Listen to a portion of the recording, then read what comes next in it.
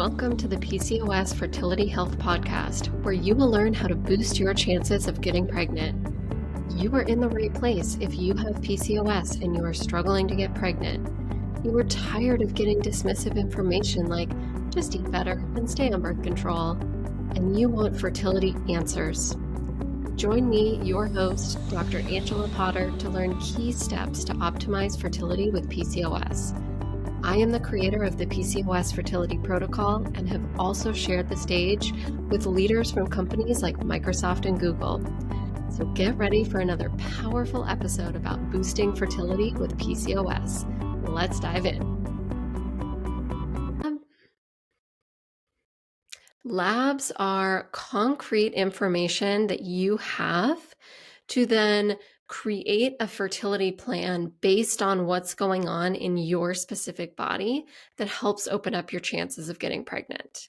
And that is why I'm so excited to be here talking with you about these 7 important, do not miss these PCOS fertility labs. Okay? So this is going to be an episode where you're going to want to sit down and have a piece of paper and be jotting a lot of notes. All right. So get that together while you're listening, or, if you're in your car or walking, be sure to bookmark this post so you can come back to it later and write down the notes. All right.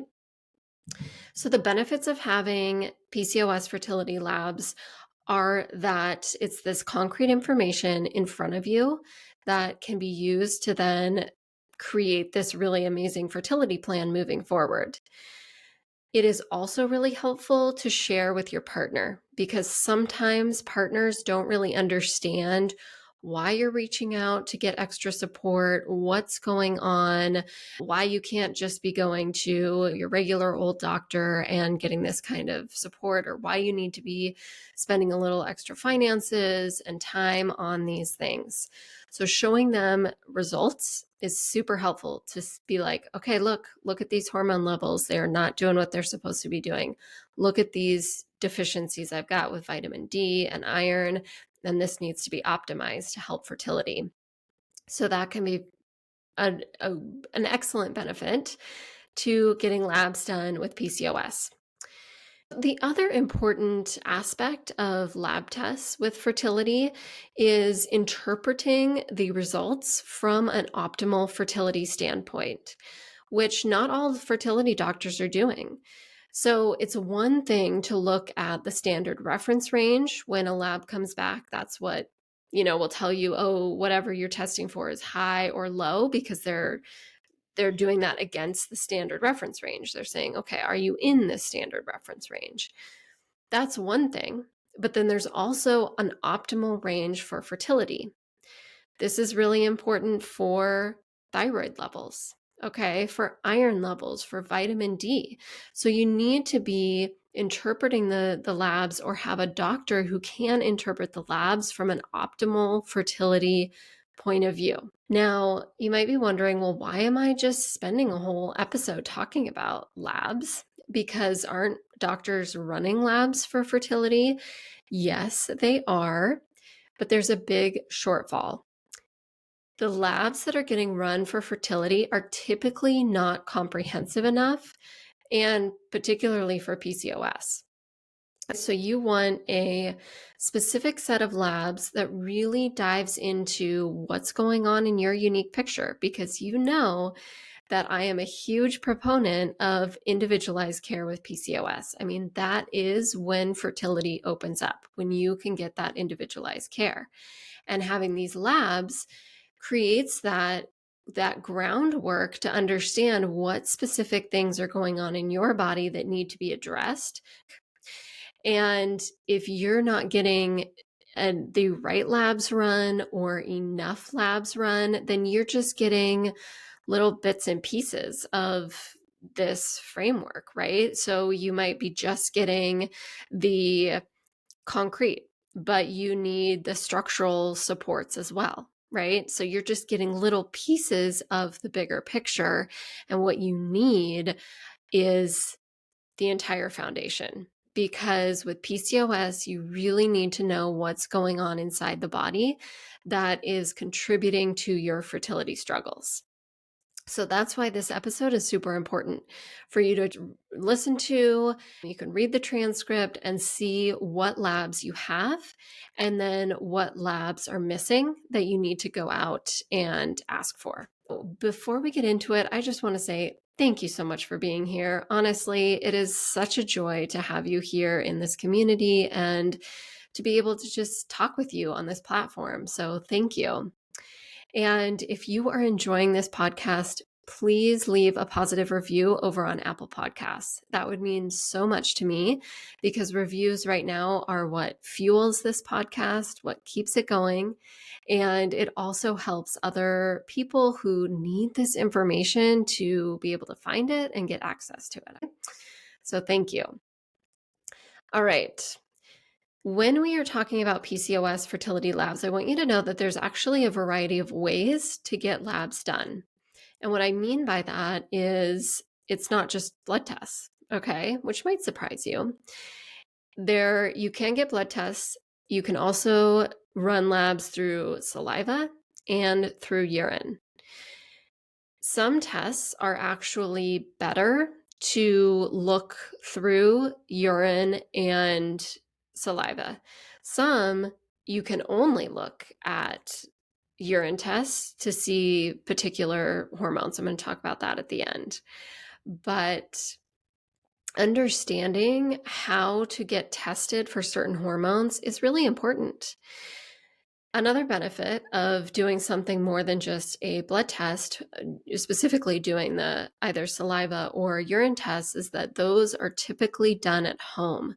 So your doctor can order you a kit that's sent straight to your house, and then you complete the sample at home, and then you mail it into the lab. The lab evaluates your sample, gets your report together, and sends it back to your doctor to talk through. Okay.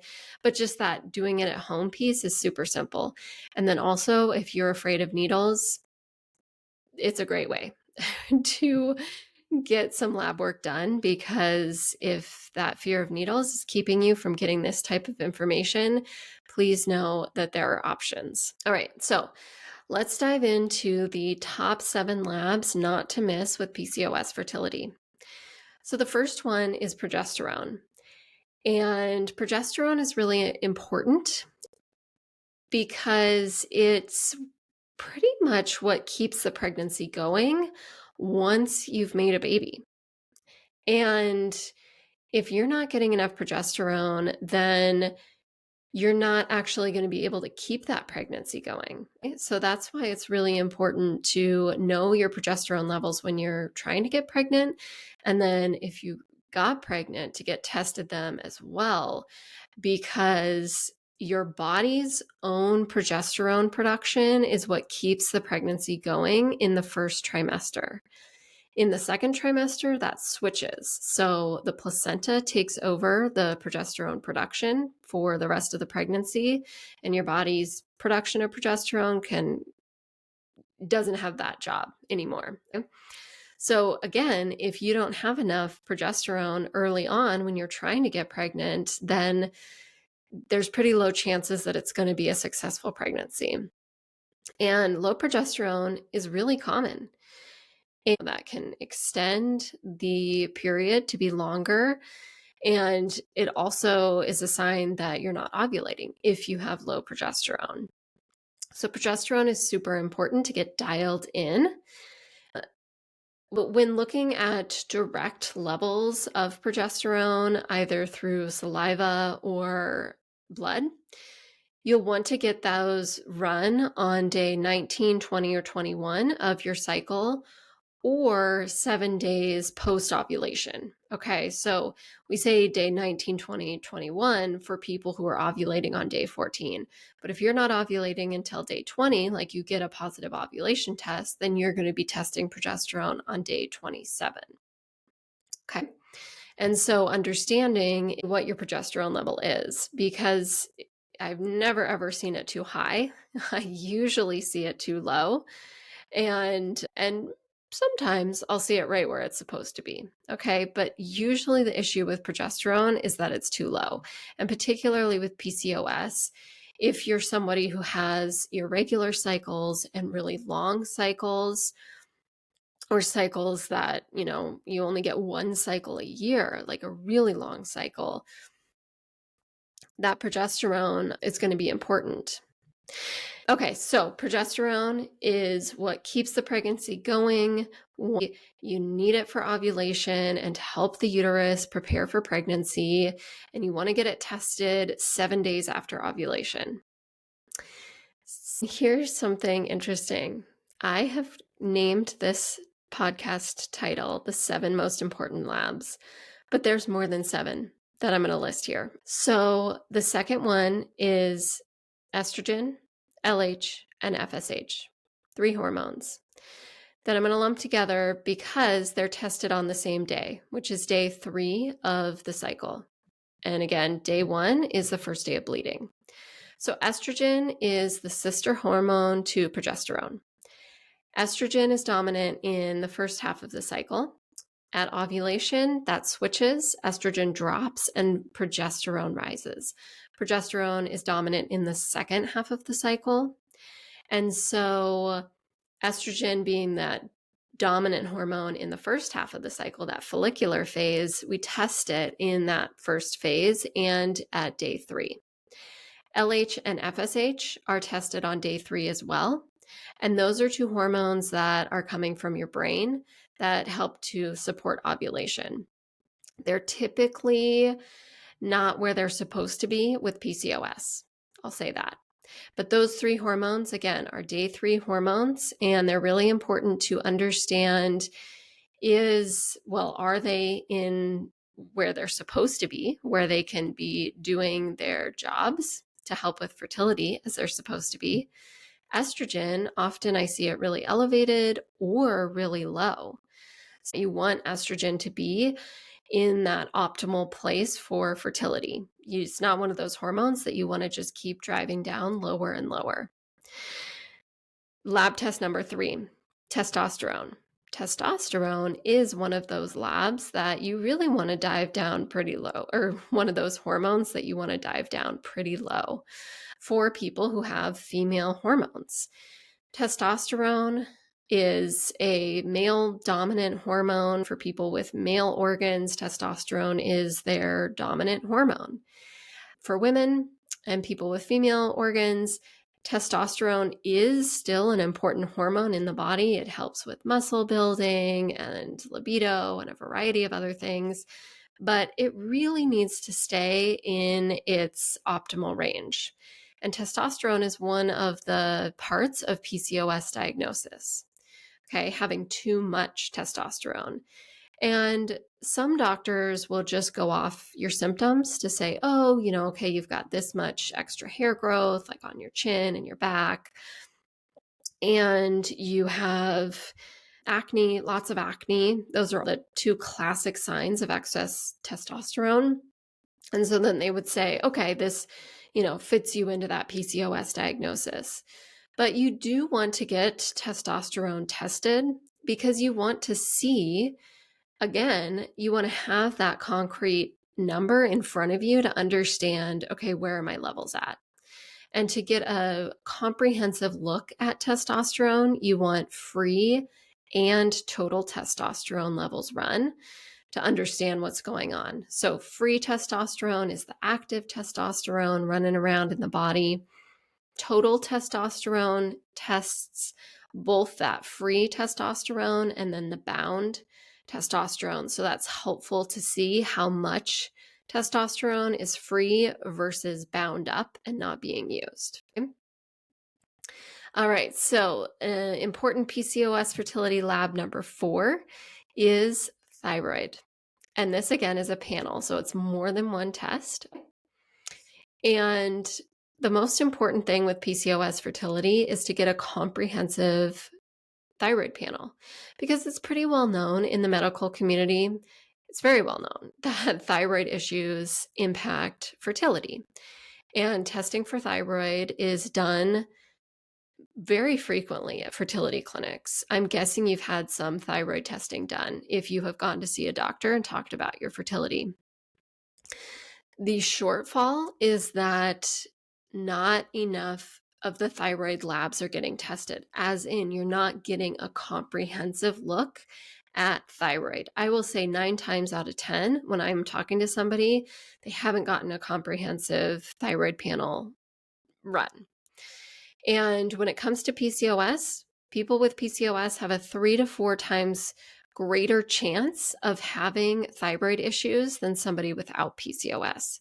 And thyroid, it interacts directly with the ovaries. And, you don't just need a comprehensive thyroid panel. You also need somebody to help you to read your results from a optimal fertility standpoint. Let's dive into this a little bit more. But we've been going about halfway through, so I want to bring a joke in because this type of information is can be a little dry, so I want to bring some humor in here, okay?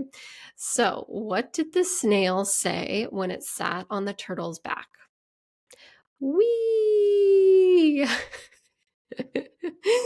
I think that's hysterical. So, we are talking about the thyroid and how important it is to get a comprehensive thyroid panel run with fertility, and then to also get it interpreted from an optimal fertility standpoint. So, that comprehensive thyroid panel looks at TSH, which is your main thyroid hormone. That's your brain talking to your thyroid. And then looking at free T4 and free T3, which are the hormones going from your thyroid to the rest of the body, including your ovaries. So you want to see what they are doing. You also want to get thyroid antibodies run.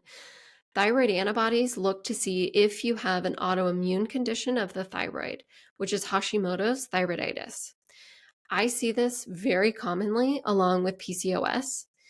And the issue is that most doctors aren't running thyroid antibodies, but it's very well known that Hashimoto's impacts fertility because of the inflammation going on in the body with those antibodies running around.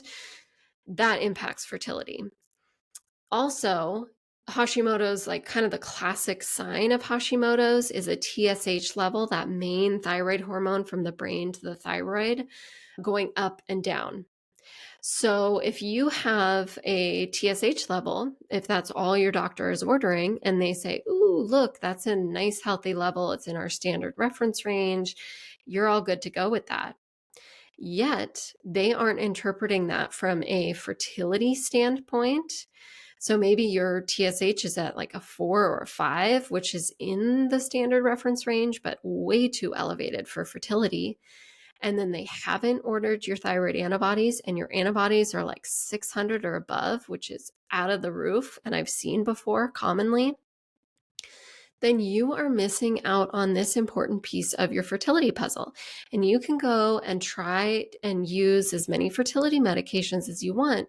But if that thyroid picture is not getting fixed, then you're missing out and you're keeping your chances of getting pregnant pretty low.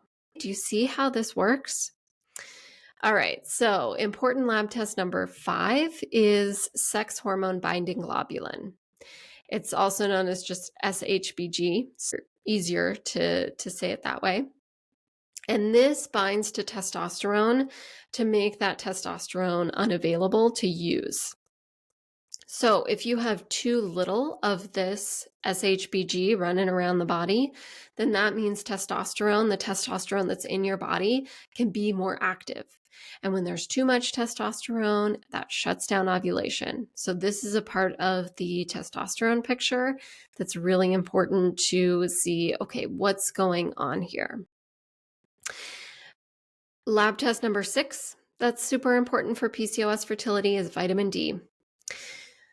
Vitamin D is very closely intertwined with pregnancy. One research study found that women with vitamin D levels of 30 or more had higher levels of live birth rates.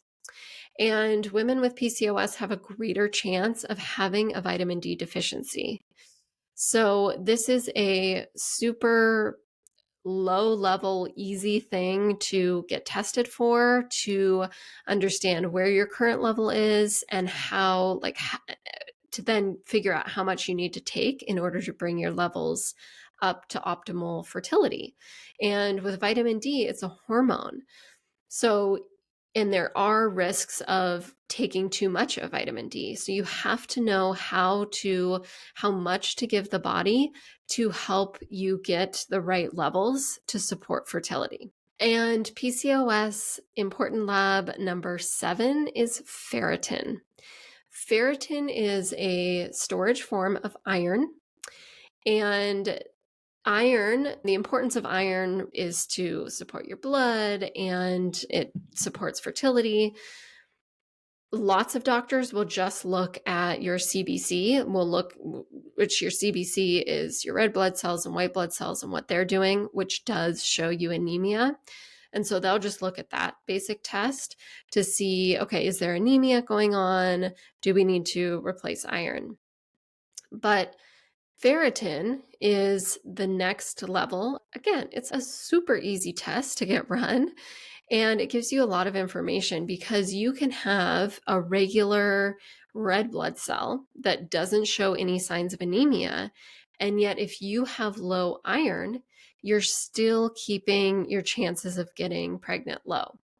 Again, ferritin is that storage form of iron, and it needs to be at a pretty high level to be supportive for fertility.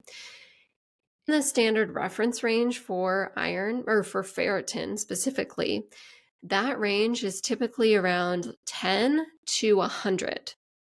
That is a humongous range.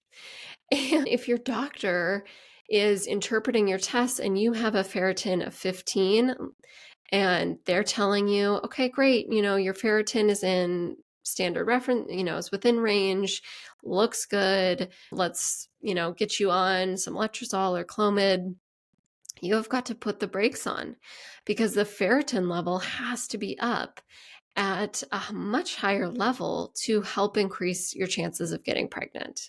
We've talked about these 7 important PCOS lab tests, which, yes, there are more than 7, I know.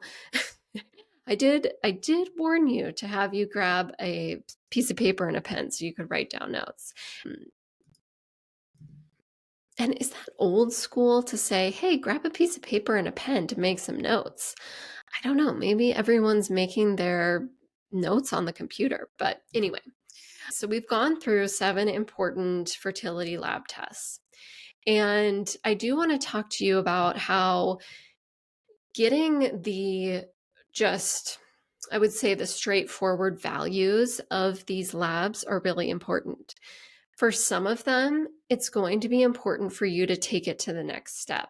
So in the beginning of this episode, I mentioned that there's salivary, there's urine, and blood tests.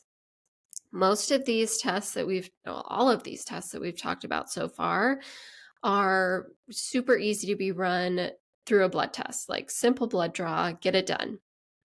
But if you're getting that type of lab test and things look kind of normal, and yet your periods are still super irregular, or they give you a little bit of information and you get a plan based off that, and then a few months later, just things aren't working, that's when you want to take it to the next step. And there are some extra tests that you can get run to look even deeper into this picture. One of those is a test that is a urine test that looks at your hormone metabolites. So it's one thing to just see what your progesterone or estrogen or testosterone are doing on that specific day. But looking at hormone metabolites helps you understand a bigger picture of what the hormones are doing in the body. Because with estrogen, right, there's actually 3 different types of estrogen, and you want to see which pathway the body is pushing. Same with testosterone. Maybe you have a regular level of testosterone, like in the standard reference range, and yet you're pushing the worse, I'm doing air quotes here for those of you who aren't watching the video, the worst form of testosterone. And so even though you have a normal value on your blood test, you're still getting extra hair growth, you're still getting tons of acne. And so you need to see, okay, oh, am I pushing this different metabolite pathway? The other lab test that I want to mention that can be super helpful if you need that kind of next level of care and understanding of what's going on in your body is something called a menstrual cycle mapping test. And this, again, is a urine test. It's pretty cool. You do a sample almost every day of your cycle, even if your cycles are 45 days or 60 days.